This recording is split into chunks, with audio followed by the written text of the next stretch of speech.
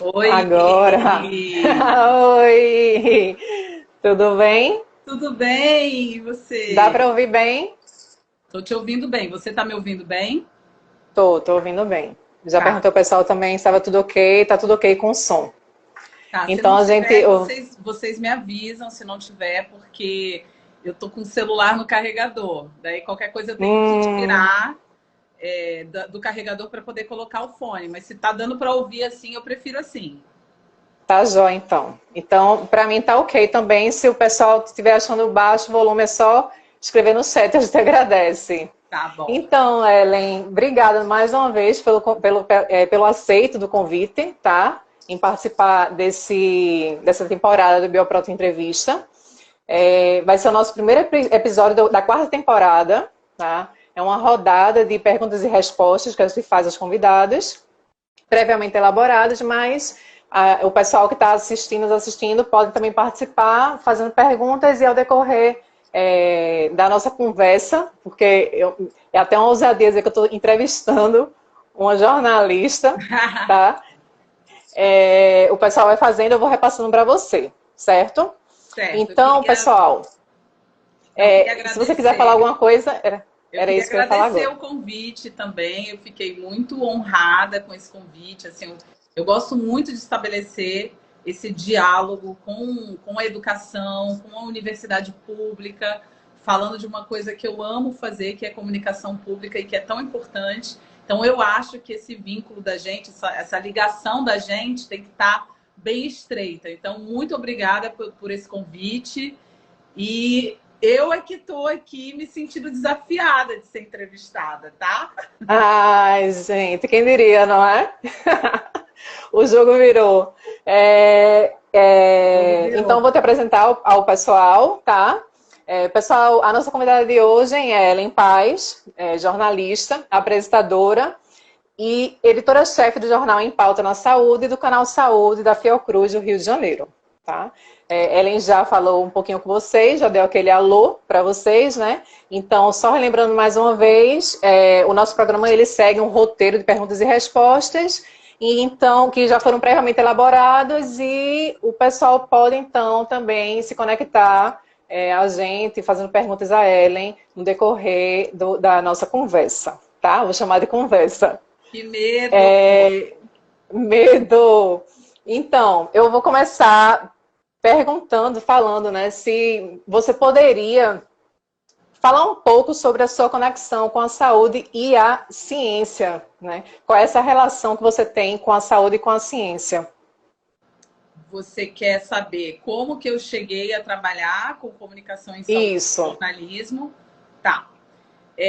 Bom, não foi uma coisa proposital. Eu realmente fui, como quase todo jornalista, onde o vento ia me levando, onde tinha oportunidade. É, eu comecei, eu fiz para quem não sabe, eu sou muito amiga da Marília, tá, gente?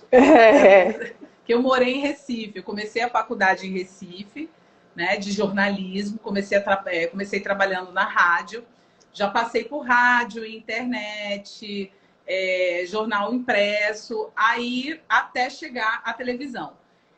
Eu comecei na televisão trabalhando numa afiliada do SBT em Natal, que eu morei em Natal também, terminei a faculdade lá. Trabalhei na afiliada do SBT, que é a TV Ponta Negra. Então foi aí que eu entrei na televisão. Como que eu vim parar na saúde? Vim para o Rio de Janeiro, né? Vim morar aqui. E aí era super difícil entrar na televisão. Procurei trabalho na TV, mas não consegui na grande mídia, né? E aí fui parar na saúde. Como? Fui trabalhar em uma agência de comunicação que prestava assessoria para o Instituto Nacional de Traumatologia e Ortopedia. E aí eu fiquei atendendo a conta deles. O que é atender a conta? Eu fazia a comunicação, era assessora de imprensa, assessora de comunicação do INTO. Do INTO, eu passei quer dizer, teve um intervalo aí que eu fui ser mãe, né? Enfim, questões aí da profissional mulher, né? Fui ser mãe e tal. Quando eu voltei, eu fui chamada para trabalhar na Secretaria de Estado da Saúde do Rio de Janeiro. E foi aí que eu realmente tive esse contato mais íntimo com a saúde pública. Da saúde pública surgiu essa vaga no Canal Saúde, que eu não conhecia, que é um canal da Fiocruz. Você falou do Rio de Janeiro, mas na verdade o Canal Saúde é uma TV aberta, ele está disponível para o país inteiro, né? A Fiocruz, na verdade, é quem paga, né? A gente é um produto da Fiocruz, né? A Fiocruz abre uma licitação, aí tem uma produtora que produz o Canal Saúde para a Fiocruz. Mas o Canal Saúde é um canal sobre saúde pública na TV aberta e que está disponível tanto pela internet quanto pela televisão para todo o país. E aí, enfim, eles procuravam uma pessoa que pudesse trabalhar, que tivesse essa experiência tão peculiar, né? Que é de TV e de saúde pública. E assim eu entrei no Canal Saúde.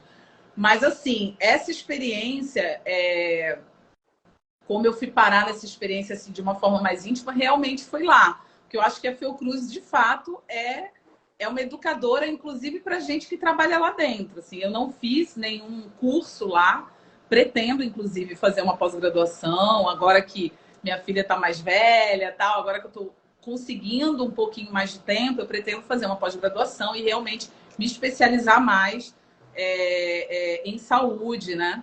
Em jornalismo científico. Mas, na verdade, a minha relação com a saúde e com a ciência veio por uma questão do mercado mesmo, assim, que foi me levando e eu fui aprendendo fazendo. Fui aprender fazendo, né? E realmente, para trabalhar num canal como esse, que realmente leva a comunicação em saúde a sério, né? Saúde pública, não faz apenas o que a grande mídia faz, não é só informação pela informação, realmente leva bastante tempo. Já tem 10 anos que eu estou trabalhando lá. Então, a minha relação veio por uma questão de caminho profissional mesmo, mas que hoje em dia já é uma coisa que virou meio que meu DNA. Assim. Eu realmente me identifico muito com essa temática e pretendo me especializar mais.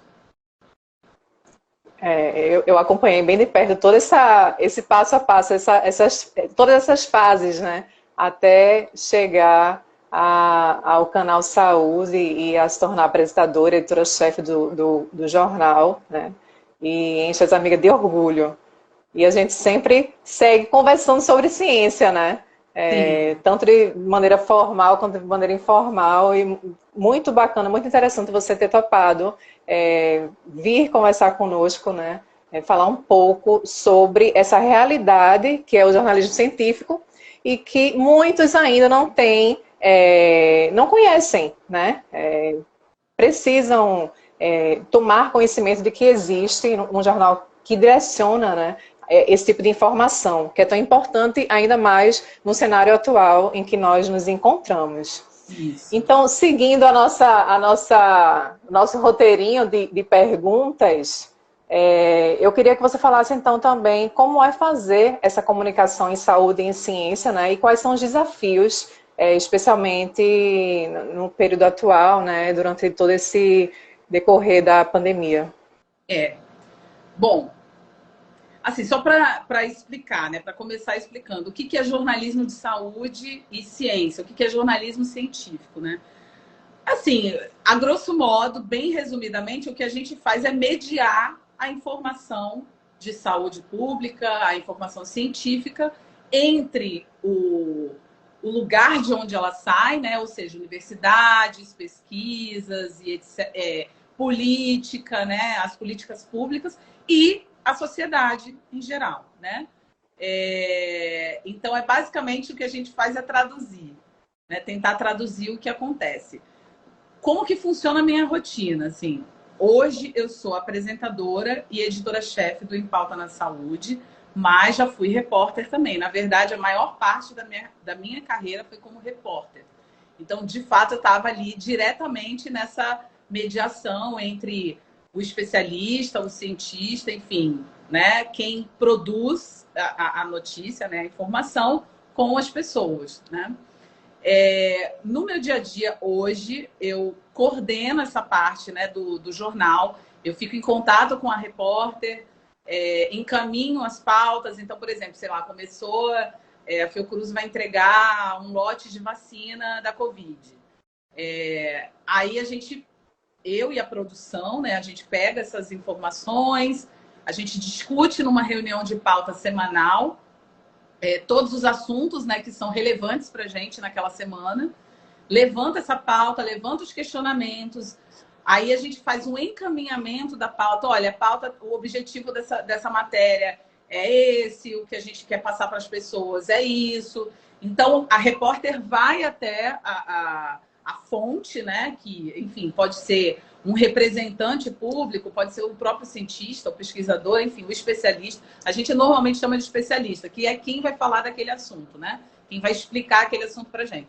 Então, ela vai com esse encaminhamento, apura as informações direto com essa pessoa, né, entrevista tal, e traz a matéria. Quando é uma informação que tem relevância conversar com pessoas, por exemplo, a gente está pautando agora a questão da adesão das crianças à vacinação infantil contra a Covid-19.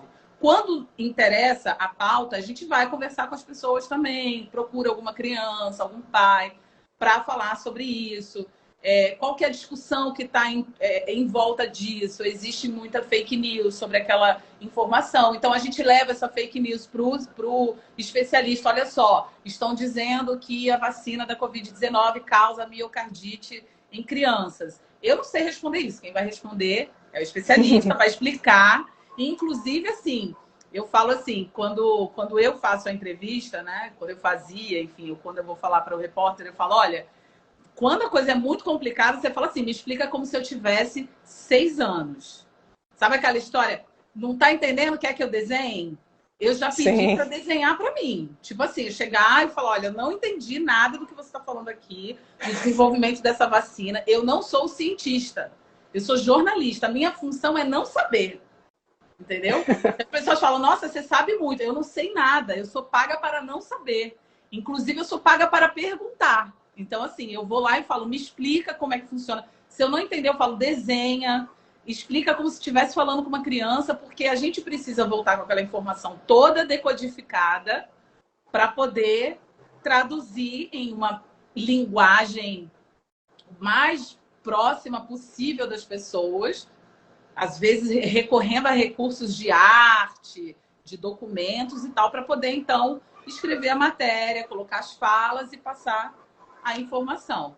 Então é isso, a gente faz uma pauta semanal, encaminha as matérias, o repórter vai para a rua, conversa com o especialista, escreve a matéria, aí eu reviso, a gente edita a matéria e coloca no jornal. Essa é a rotina do nosso tipo de comunicação em saúde, porque existem muitos outros, né? Mas, assim, um desafio direto em relação a toda essa questão seria esse entendimento mesmo sobre o que está sendo, a pauta que vai ser, então, anunciada e divulgada para o público, não é? Tem vários. Porque se você realmente... É interessante o que você falou, que as pessoas dizem assim, nossa, ela sabe muito de saúde. E sempre que a gente conversa muito, né? E é interessante que a gente conversou muito no começo da pandemia, conversou muito sobre vacina e você trazia as notícias assim pra gente, né? Sobre o que estava acontecendo e tal. E fazia aquela divulgação em rede social tal, né? Mas de uma forma assim muito didática. E para quem é da área de saúde, para quem é cientista, estava assim, perfeito, né? A comunicação estava vindo, então estava claro, direto, objetivo e correto o que estava sendo falado. A sua pergunta é quais os desafios, né? Eu acho que assim, um desafio primeiro, assim, antes de mais nada, é você entender aquele assunto. O que jornalismo de saúde, jornalismo científico faz? Ele traduz, né? Então, é muito importante essa parceria com os pesquisadores, entendeu? Eu falo muito que o pesquisador, né, o especialista, ele precisa entender que ele tem uma função pública também. E essa função pública é saber passar o que ele faz, não só para os alunos que estão entendendo aquela linguagem específica, mas para a população em geral, né? Porque se você trabalha com algo pelo bem-estar comum, pelo bem-estar social, você precisa saber como comunicar aquele algo, né? Aquele fato. E aí, às vezes, eu falo isso, que muito pesquisador, muito cientista precisa de media training. O que é o media training?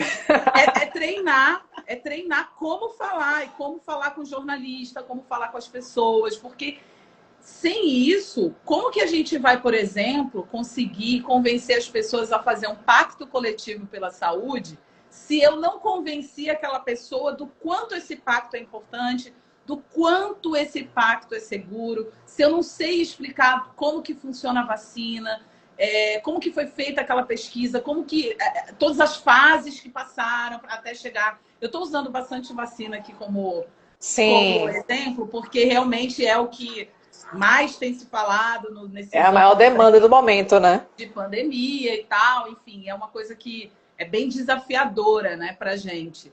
Mas eu acho que o primeiro desafio do jornalismo científico, do jornalismo de saúde, é saber fazer essa tradução.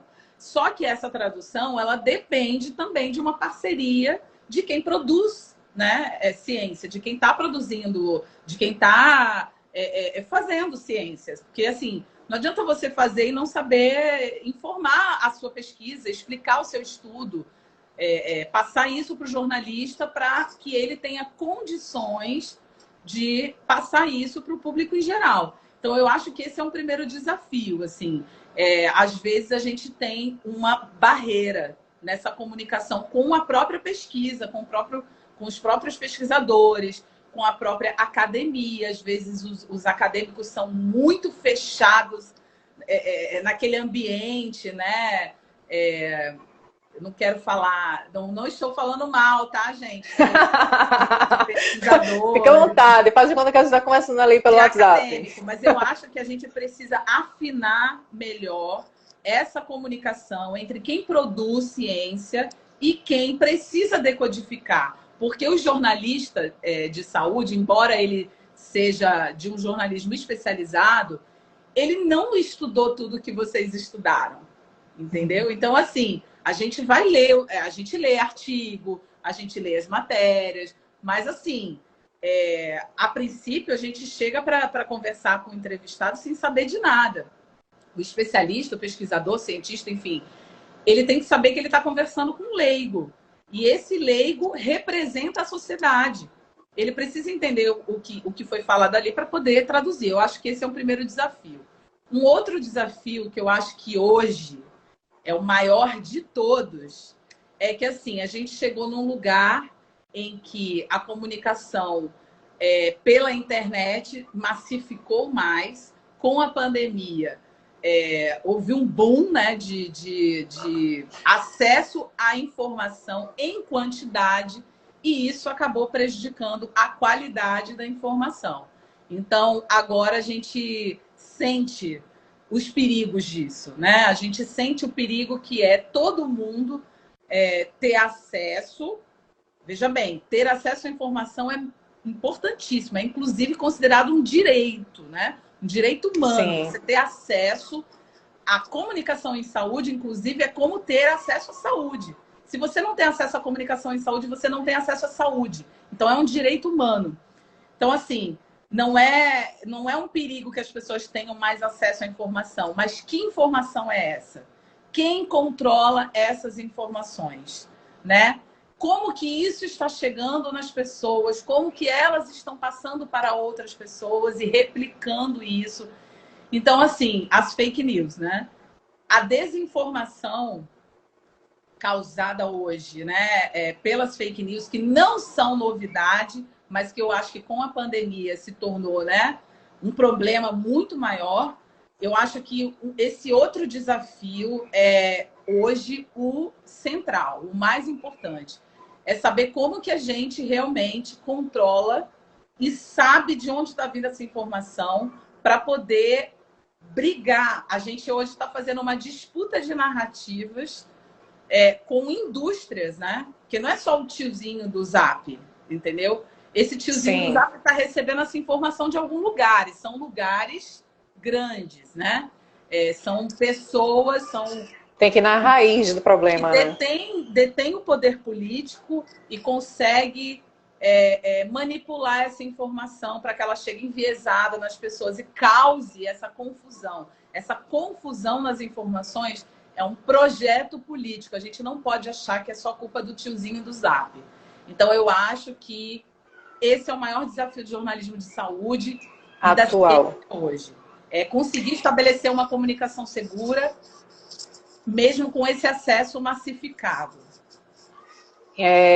Então, como seria perfeito, né? Como é perfeito essa parceria da comunicação com a ciência, da comunicação com a saúde, como é importante, porque eles dois juntos, unidos, conseguem combater tanta fake news. Exatamente. Não é? E essa questão da comunicação em saúde, Ellen, que a gente até conversou muito sobre isso, como eu, dentro da minha área, sinto falta disso. Dessa divulgação da ciência, dessa divulgação do que está acontecendo, da veracidade dos fatos, de tudo como realmente ocorre, entendeu? Com tanta certeza e profissionalismo da informação que está sendo, então, mandada, enviada, né, distribuída para as pessoas. Eu sinto falta disso. Então, como foi que eu conheci, eu como cientista, como professora, como foi que eu conheci o Canal Saúde? Através de você, que é minha amiga. Entende? Então, eu sinto muito, eu lamento por esse lado, sabe? Porque, com certeza, muitas pessoas do meu ambiente, que estão até nos assistindo agora, não conhecem, nunca nem ouviu falar, nunca nem assistiu, né? Sim, eu acho esse tipo de jornalismo. Isso que você está apontando, Marília, realmente, mais um desafio, são muitos, né? Aqui, durante a conversa, a gente vai lembrando de muita coisa, mas eu acho que a comunicação pública sofre muito, assim como a ciência. A gente tem sofrido com um desfinanciamento que já existia antes e que agora vem sendo paulatinamente, vem aumentando paulatinamente, né? Então, assim, nesse último governo a gente teve um desfinanciamento brabo na ciência. Esse desfinanciamento na ciência bate no desfinanciamento da comunicação em saúde, por exemplo. Sim. O Canal Saúde é um canal da Fiocruz. Se a Fiocruz está desfinanciada, se ela está sofrendo cortes, esse corte vai afetar diretamente um canal de saúde pública, um canal de comunicação. A gente é o primeiro que sente. Porque é isso, você vai ter que escolher, você vai tirar dinheiro da pesquisa ou você vai tirar dinheiro de jornalista? Tira dinheiro de jornalista. É muito desleal isso, não é? É muito desleal essa concorrência. Então, assim, eu acho que realmente as pessoas precisam saber que existe essa comunicação. As pessoas acham que jornalismo de saúde é programa que fala como se alimentar bem, que fala de doença. E não que não seja, esse é só um viés da saúde. A gente precisa entender que saúde tem um conceito amplo, né? A Fiocruz está sempre batendo nessa tecla, né? Que a saúde pública tem um conceito ampliado. O que é saúde? Saúde é você ter acesso à informação, é você ter acesso a transporte, a moradia, enfim. Mas aqui, trazendo para o meu lado, é isso, é ter acesso à informação.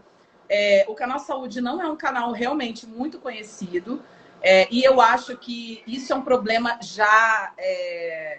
que não é um problema de agora, tá? Assim, para ser justa aqui, realmente é um problema já que vem acontecendo há muito tempo, né? Esse projeto de realmente democratizar a informação é um projeto antigo. Isso já é falado lá na Constituição de 88. Entendeu? Quando você fala na Constituição de 88 que saúde é um direito de todos e dever do Estado, você também está dizendo, nas entrelinhas, o problema são as entrelinhas, é que as pessoas precisam ter acesso à informação, né? Você precisa investir na ciência, investir na comunicação dessa ciência, para poder as pessoas terem acesso de qualidade. Por que eu falo que é um projeto político as pessoas não terem acesso? Porque quando você ensina para as pessoas que saúde é um direito delas e um dever do Estado, elas vão aprender, elas vão se empoderar, elas vão saber a quem cobrar e como cobrar. Então, assim, de quem que é o interesse que as pessoas realmente saibam, por exemplo, da existência do Canal Saúde? Estou falando do Canal Saúde, mas eu posso citar É, existe muita gente fazendo comunicação em saúde dentro das comunidades, entendeu? Veja, que isso é uma coisa que passa longe da gente, da Passa nossa realidade. longe, mas Incrível. dentro da comunidade tem gente fazendo comunicação em saúde, não é só a gente. Não são só as instituições, não é só o que está totalmente institucionalizado, entendeu? Tem gente fazendo isso lá. Agora, sim, o que eu acho é que a gente precisa avançar a ponto de que isso não seja uma eterna gambiarra, entendeu? Nem para os territórios, né, para as comunidades, e nem para a gente que faz comunicação pública de dentro institucional, de dentro das instituições. Isso tem que parar de ser um jeitinho, entendeu? Não sobrou dinheiro, tem que botar... tira dinheiro daí da comunicação. Como é que a população vai saber o que ela tem direito se ela não está nem sendo informada? Porque assim... Vamos torcer para que a gente consiga avançar nisso agora esse ano, né? Ou no próximo ano. Essa é a nossa esperança mais próxima, né? Mais recente. Tem alguns comentários, algumas perguntas aqui para tu. Deixa eu queria só ver o primeiro aqui. Eu queria concluir esse raciocínio, porque eu estou falando de canal saúde, eu citei aqui comunicação nas comunidades, enfim, tenho voz das comunidades, inclusive, eu conheço várias pessoas fazendo esse tipo de comunicação fora da grande mídia. A grande mídia vem cumprindo um papel importante também, mas a gente não pode esquecer, e aí é um outro desafio, que, por exemplo, a Globo, quando está passando informação, que eu julgo que muitas vezes fazendo isso muito bem, é uma TV privada. Nem sempre uma TV privada tem o dever público de atender aos interesses da população. Então, nem sempre a informação que vem dali é neutra ou sem viés, entendeu? Não estou fazendo uma crítica para... Por exemplo, eu considero que a cobertura da Globo na pandemia tem sido ótima.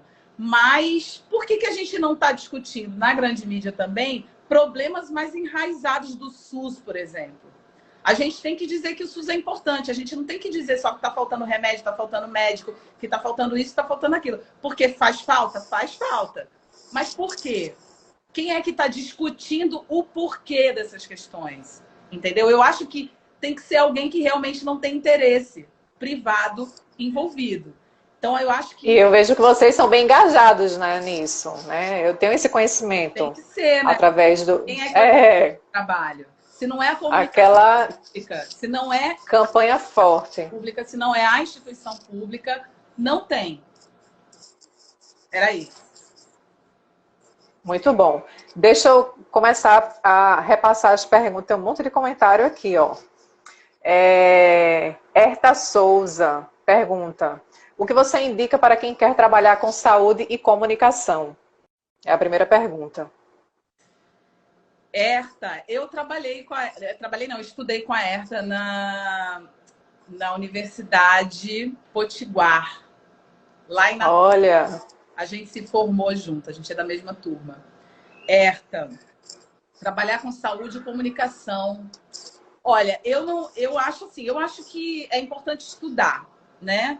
Existem já cursos de comunicação em saúde, aqui na Fiocruz, inclusive, tem. E eu pretendo fazer, eu não fiz esse curso. Eu fiz algumas oficinas, fiz workshops, mas nunca fiz o curso mesmo de pós-graduação. Eu acho que é um caminho interessante. Mas eu não acho que precisa necessariamente você ter estudado isso para trabalhar, né?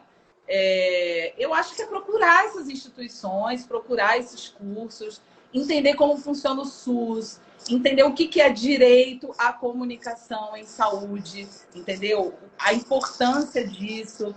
Mas eu acho que isso é uma coisa que pode ser feita enquanto se está trabalhando. É porque eu não sei que tipo de saúde você tá se referindo. Se referindo, né? Porque existem... porque a sua história mesmo, a sua carreira se deu, né, com as oportunidades que foram surgindo, né? Foi meio orgânico a coisa, assim. Foi acontecendo, né? Eu acho que se a pessoa tem interesse específico nisso, ela deve buscar realmente as instituições que trabalham com isso. Eu só conheço a Fiocruz nesse momento, mas eu acho que é buscar estudar mesmo, estudar. Gente, um país desse tamanho, né? A gente só... Saúde pública e jornalismo científico. Incrível, é incrível, é uma pena, assim, eu recomendo, não é assim, posso ser suspeita para falar, mas vocês já estão vendo que eu não sou tão suspeita assim, né? Através da minha conversa com Ellen, que Ellen está mostrando realmente a profissional que ela é, mas é um canal e é um jornalismo, assim, de primeiríssima qualidade. Obrigada. Lívia C. Natal. Ela comentou, né? Esse é o ponto. O jornalismo é visto como uma mera ferramenta de informação e nunca de formação, sob pena de ser confundido com parcial. Tá? E aí ela complementa que criou-se um mito de que imparcialidade é dar espaço para todos os lados. E aí geramos um desequilíbrio de equivalências gigantesco. Perfeito. Veículos tidos como alternativos acabam ficando nesse limbo, mas são os mais preciosos, porque exatamente, em geral, conseguem informar de forma efetiva, profunda e não apenas. Muito bom, Lívia. Apenas superficial. Lívia é jornalista também, agora está estudando, está fazendo ecologia, está fazendo mestrado, se eu não me engano. Lívia, obrigada por esse comentário, é isso mesmo. Maravilhoso. Realmente, a gente fica num limbo, né? Primeiro, eu queria dizer que eu não acredito em neutralidade. Vamos começar daí, né? Eu acho que não existe ninguém neutro. Neutro, só sabonete. Entendeu? Não existe ninguém neutro.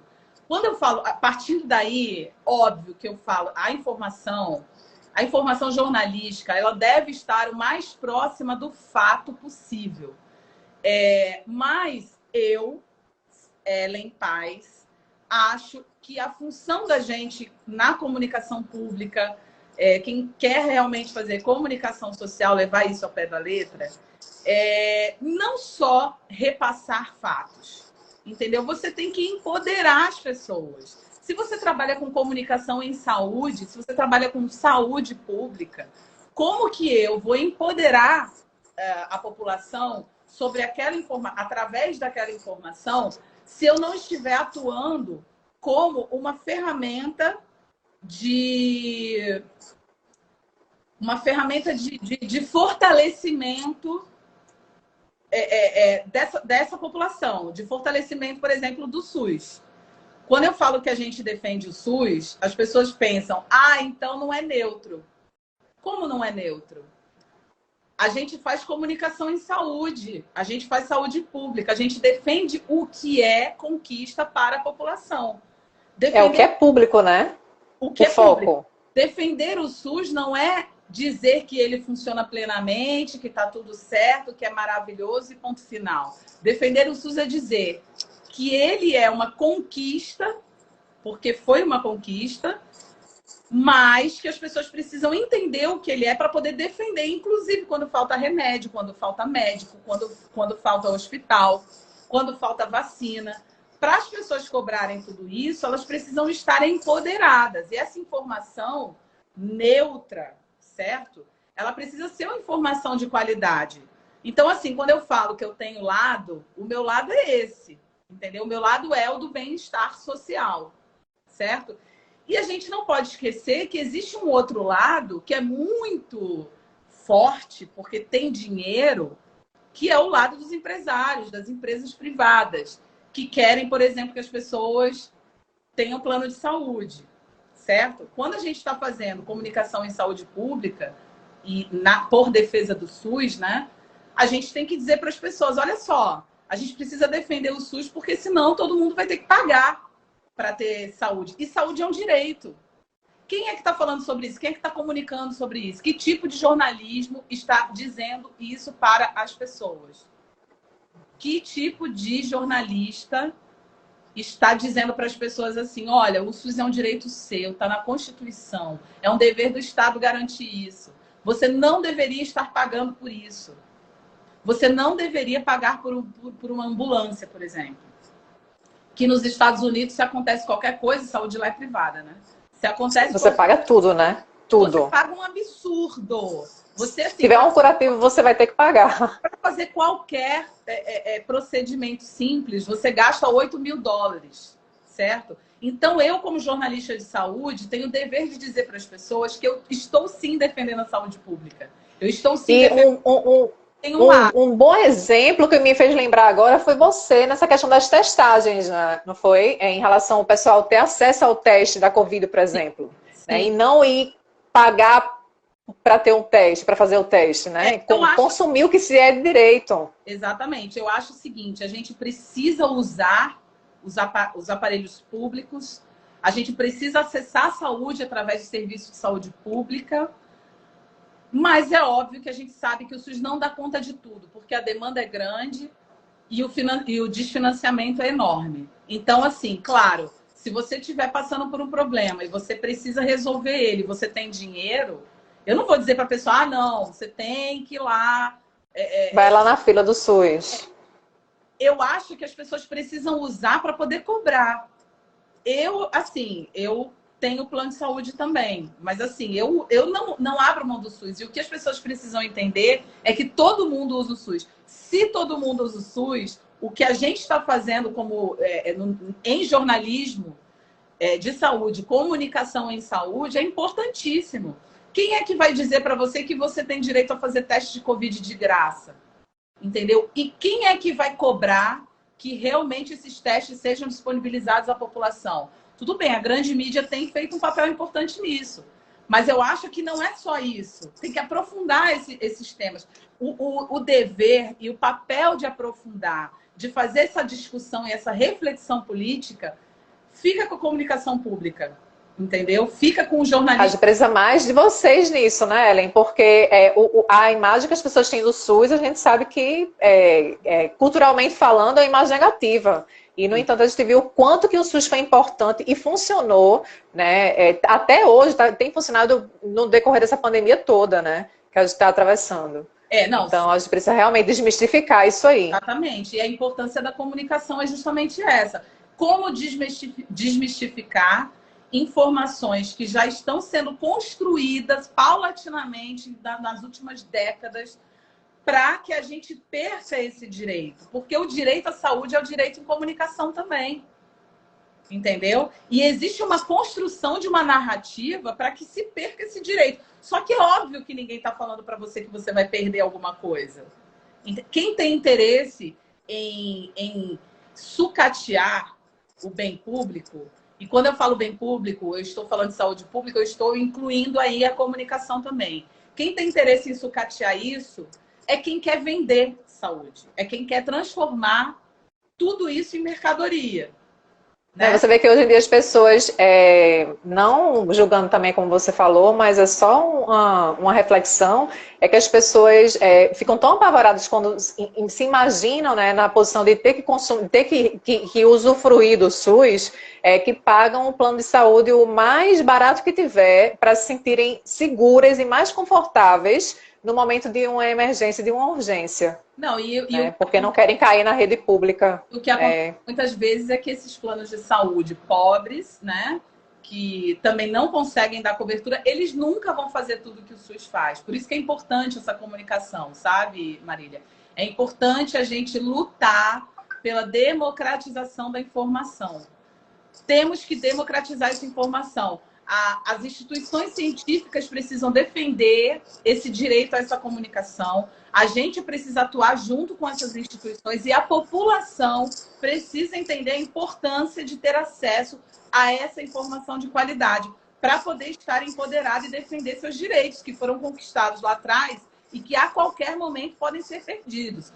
Nenhuma luta está ganha, entendeu? Então, assim, essa é a importância do trabalho que a gente faz.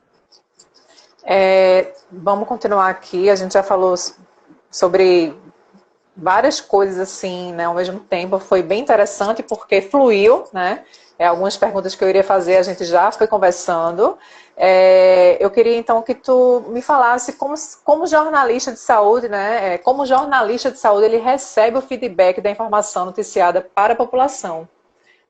Se tratando do SUS, a gente já sabe que tem esse feedback não tão esperado, né? Mas assim, de um modo geral, porque não só trata disso, né? A notícia que você leva não só vai tratar disso especificamente, mas de um modo geral.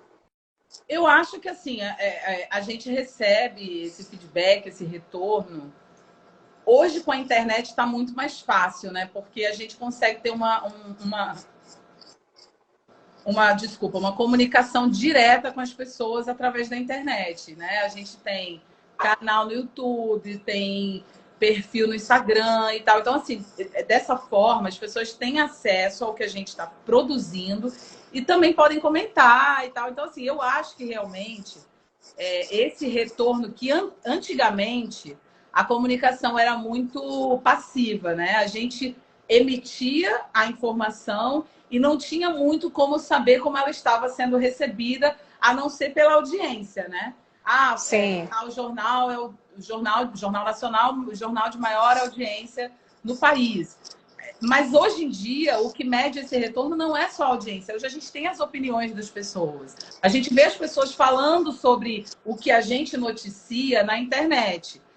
Mas a gente não pode achar que a internet já é um termômetro dessa democratização. A gente não pode esquecer que o Brasil é um país extremamente desigual e o acesso à internet é um acesso também desigual. A forma como as pessoas conseguem acessar é desigual. Não dá para a gente achar que todo mundo tá se informando pela internet, que todo mundo tem acesso como a gente tem. Não é assim que funciona e nem a qualidade da internet é a mesma para todo mundo, né? Então você vê, tem gente que vai ter acesso só ao WhatsApp. E aí é pelo WhatsApp que se informa. Como? Por fake news. Não adianta a gente dizer, você precisa recorrer, precisa checar a informação. Nem todo mundo vai conseguir checar essa informação. Então, assim, a gente tem uma série de problemas ainda. Primeiro, no acesso, que é desigual, não é todo mundo que tem internet, ainda não todo mundo que acessa a internet.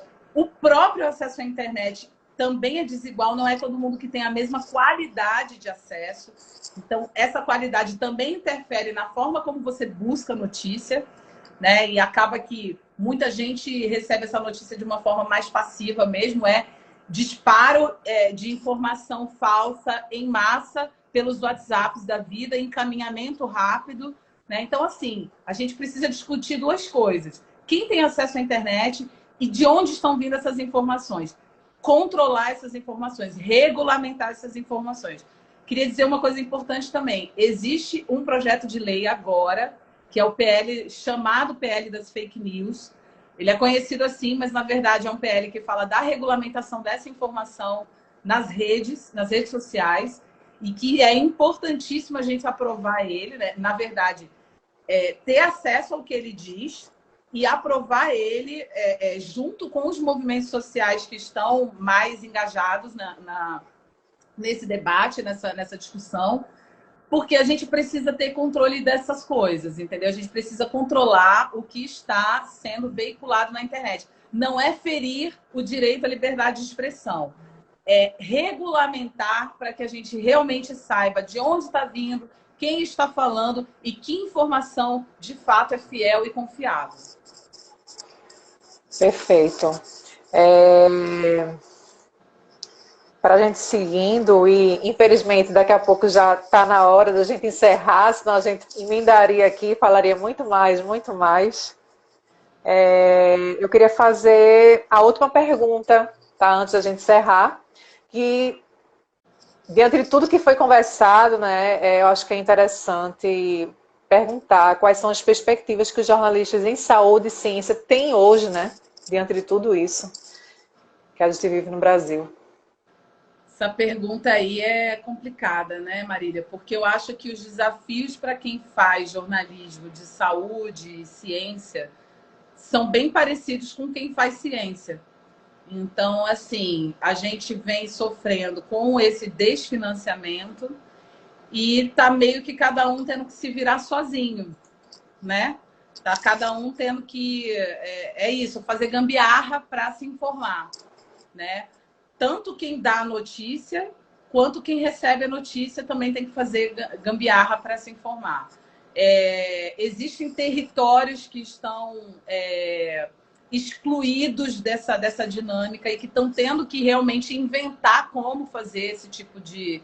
como se comunicar, como fazer esse jornalismo dentro dos territórios. Existe, gente fazendo comunicação pública como a gente, que tem que se virar dentro das instituições que dependem de financiamento público para sobreviver.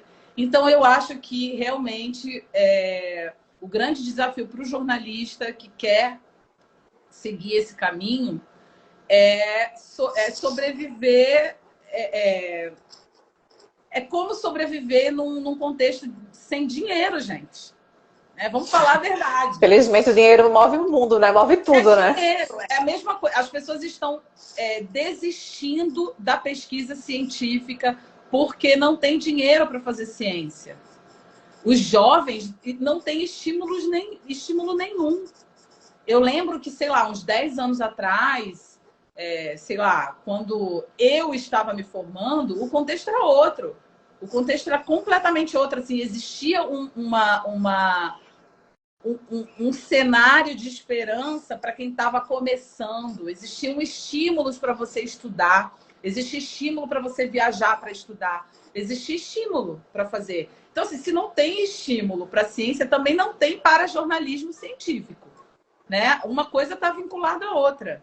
Então, eu acho que agora o nosso principal problema, sendo bem honesta e franca, é dinheiro, é financiamento, é a gente realmente pensar direitinho em quem a gente coloca no poder, porque não é à toa tudo que vem acontecendo, os desafios que o jornalista, que o jornalismo de saúde, os desafios que os cientistas vêm passando, não são desafios que vieram só por causa da pandemia. Na verdade, a pandemia acabou evidenciando problemas que já estavam aí, que já estavam arraigados e que a gente precisa pensar muito em quem vai nos representar para continuar um projeto de democratizar essa informação.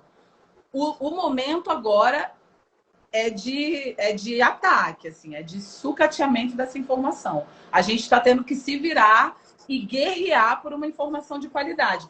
E essa não deveria ser a premissa. A premissa é que essa informação seja acessível. Então, vamos lutar para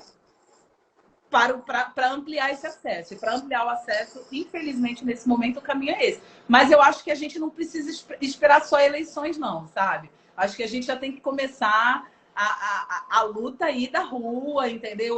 Vamos começar a falar, né? A se comunicar de todas as formas, né? Exatamente. Formalmente e informalmente com as pessoas, né?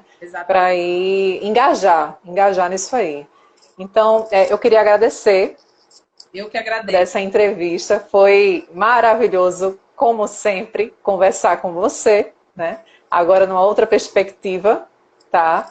Que a gente possa, então, caminhar juntos, né? Ciência e comunicação, para que o Brasil consiga avançar cada vez mais. O recado é esse, gente. A gente precisa se empoderar. Para se empoderar, a gente precisa estar junto, entendeu? Então, assim, é parceria de quem faz a comunicação com quem produz ciência, parceria da população que tem que cobrar, que precisa de informação de qualidade, que precisa... Conscientizar todo mundo, né? Porque a gente conseguiu uma coisa muito importante na pandemia, que é explicar para as pessoas que precisa defender o SUS, por exemplo. Mas como que faz isso? Precisa se informar. Como que se informa? Como que tem acesso à comunicação? Tem que defender comunicação pública, tem que ter dinheiro para isso. As pessoas precisam entender que se comunicar é um direito para ter acesso à saúde, que também é um direito de todos. E o dever é do Estado, o Estado que tem que providenciar isso. Eu agradeço, tá, Marília, o convite. Nessa perspectiva, a gente é amiga há muitos anos, né? Então, para mim, assim, é uma honra dupla estar fazendo parte disso, de você me colocar em comunicação com a universidade.